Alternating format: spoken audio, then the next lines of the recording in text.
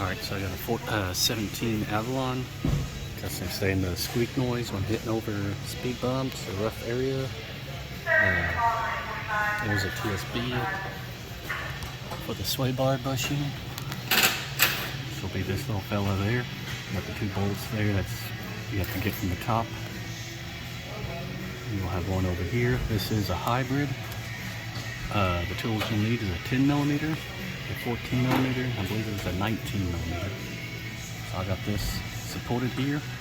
Got the pole jack here. What I will do, take that off. That's a 14. 14. Here's the passenger side. You'll have a 14. 14. I'm going to loosen these up. You don't have to take them all the way out. I'll loosen up just enough where I can drop down and get some access room up here. Alright, so I got that bolt loose. I got some room. Same thing on this side over here. Now what you want to do, start slowly lowering down the rear subframe, or the front subframe. I got no pressure there. I like to have just a little decent pressure on it, just enough room where I can get the bolts off of there. This is the updated sway bar bushing. This is the bracket that you'll need to replace, the updated version. Alright, so I was able to get the back ones off of there. Started off with a little 12 millimeter. And I used an electric ratchet. You'll have a fun time trying to get that in there. Now for the back one, I'll just say take a little ratchet to it. And get them broken loose, because if you take a little wrench to it, you ain't gonna have enough room to break them loose. So when I dropped the subframe down, took the little 12 millimeter and a ratchet and broke it loose, and I could take it off the rest of the way with the wrench.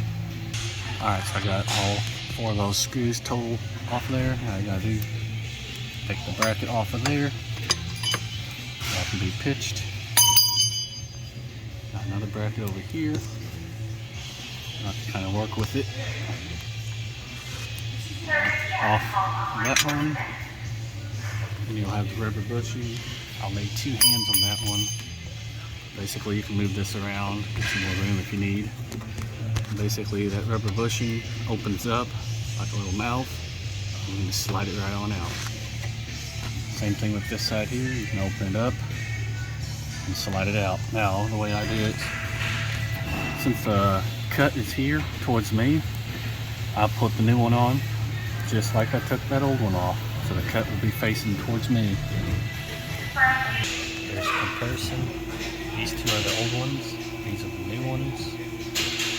So like I said, the new ones, the mouth where it opens up right here will be facing towards the back of the car. So basically just sit just like that. Alright, so this is the driver's side. You want to have it on the other side of the metal ring. Basically, you got this one here heading towards the passenger side, and on the other side, just like that. So I haven't got one installed there, but basically you want it right there. Alright, the same, an opening, have that facing towards the back of the car. All you gotta do is just lift this up. You will want to get your bracket on there, put your bracket onto it, then get it lined up in the hole. Alright, so I got the bracket right there. You just gotta kind of fish it up on top of there. Push down onto it where it'll hold it. And basically, you'll look into the hole, try to get yourself lined up into it. Alright, so I got that back one started by hand. That one started by hand. Now the fun part is trying to get to the front one. You got no room to work with, so you have to go there. You don't really have any room going this way. You can try going right underneath the transmission, or if you're lucky enough, you get your hand to where the steering axle is and get to it from that way.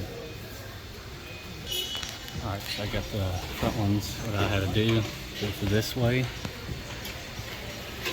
I was able to go up on top of the sway bar and go down.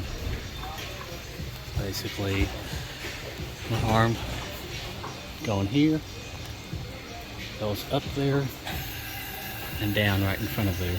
Start by hand, then you can take a wrench or ratchet to it and you'll be good. Alright, so I got those back on now. Now all I do is lift up on the subframe.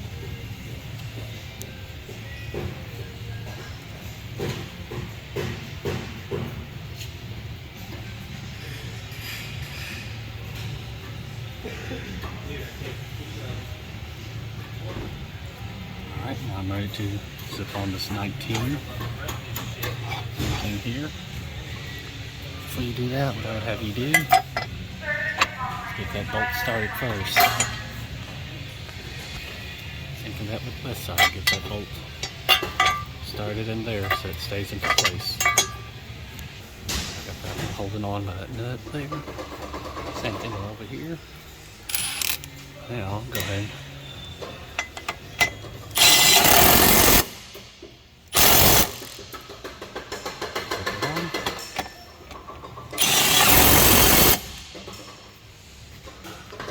Go ahead, put in your 14mm bolts and nuts. Zip those down and you are good to go. Take on a test run, see if you hear any popping noise, squeaky noise. If you don't hear noise, then you are good.